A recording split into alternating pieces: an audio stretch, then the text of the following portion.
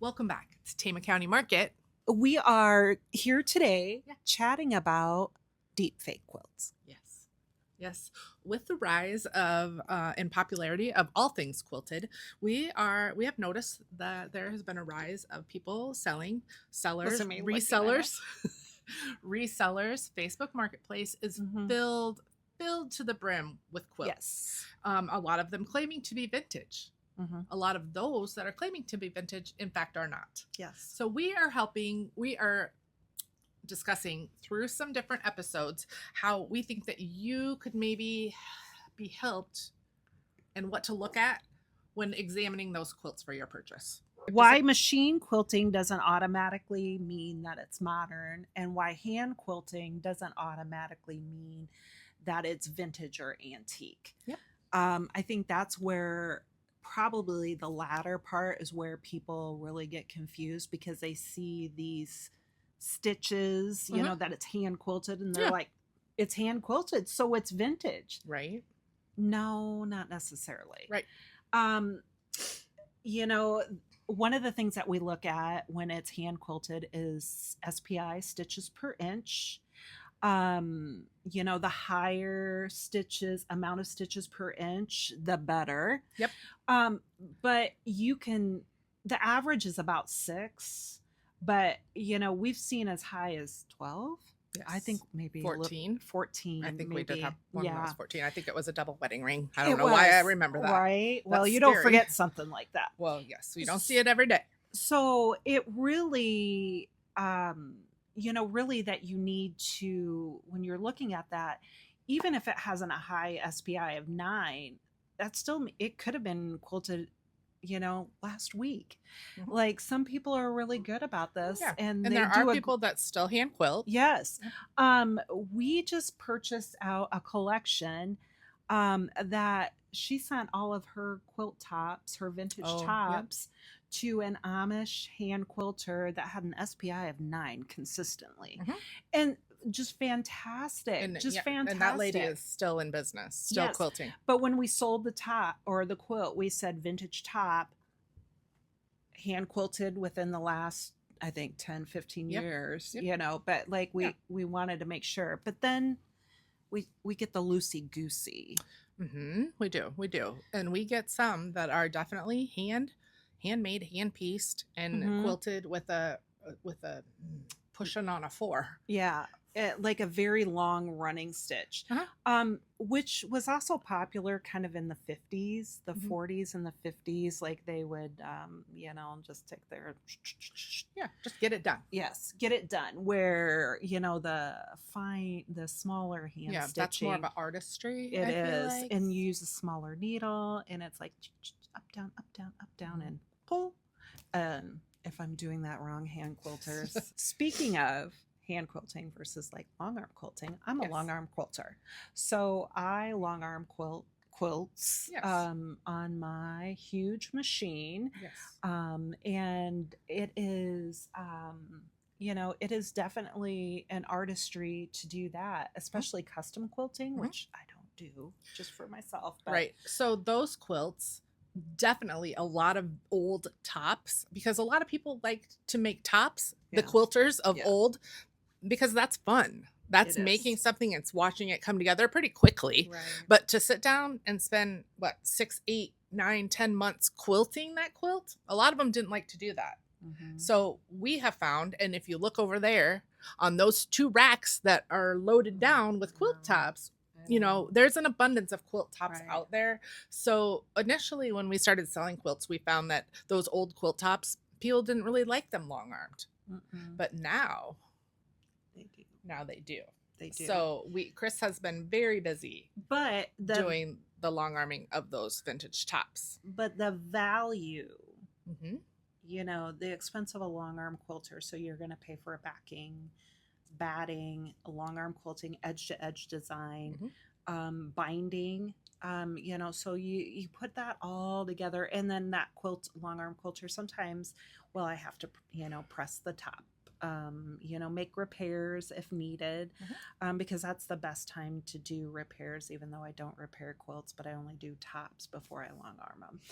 But I have an hourly rate that I charge for that. So then you're It's an investment. it is an investment. Uh-huh. But on the, we see the value of those quilts coming up. Yep, We they are do. increasing. Yep.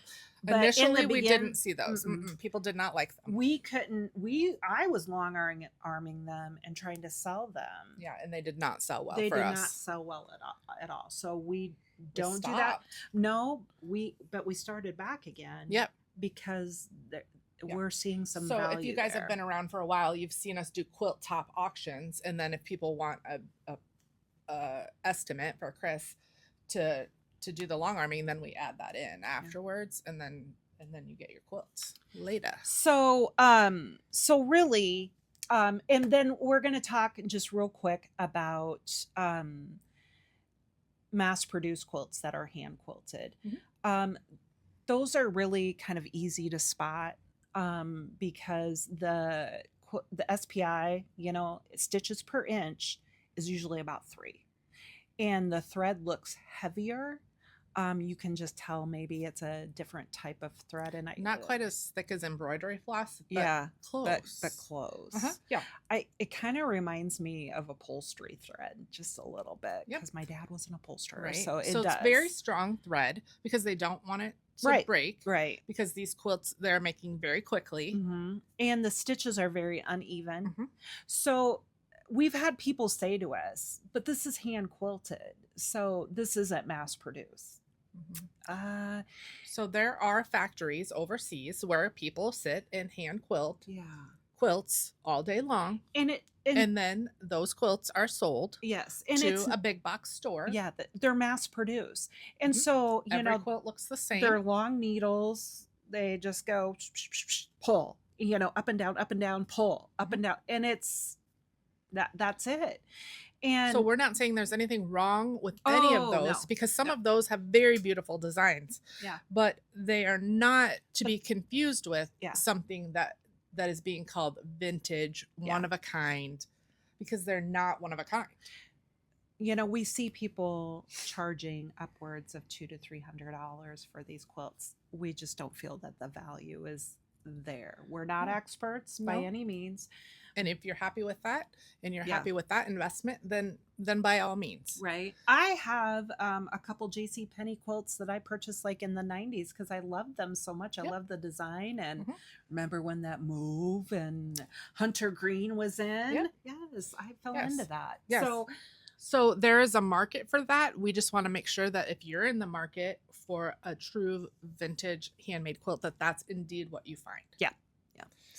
The computerized edge-to-edge stitching, that is usually pretty easy to spot. Yes. Sometimes the custom long arm quilting, no, it's very gorgeous and pretty, and it's typically pretty expensive. So if you do find one of those on a bargain, swoop it up, get it, because that costs quite a bit of money to have done.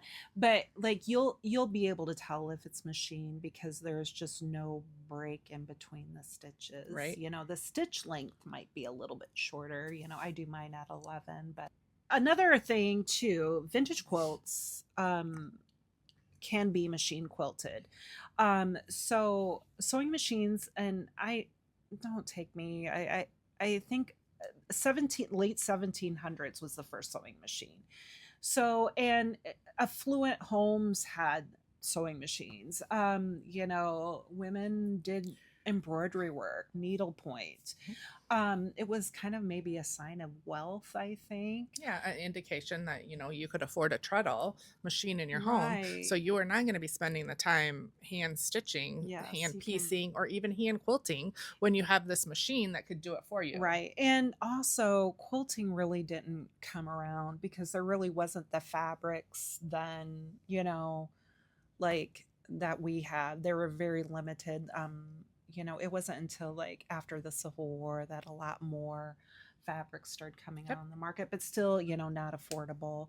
But yes, we have seen a lot of quilts dated mid to late 1800s, early 1900s that are treadle machine quilted, especially and then which we'll talk about in another episode, binding too. They might have hand sewn everything else, but when they put that binding on, they use that treadle. So all right, so that wraps up episode 2 yes, of our how to spot a fake.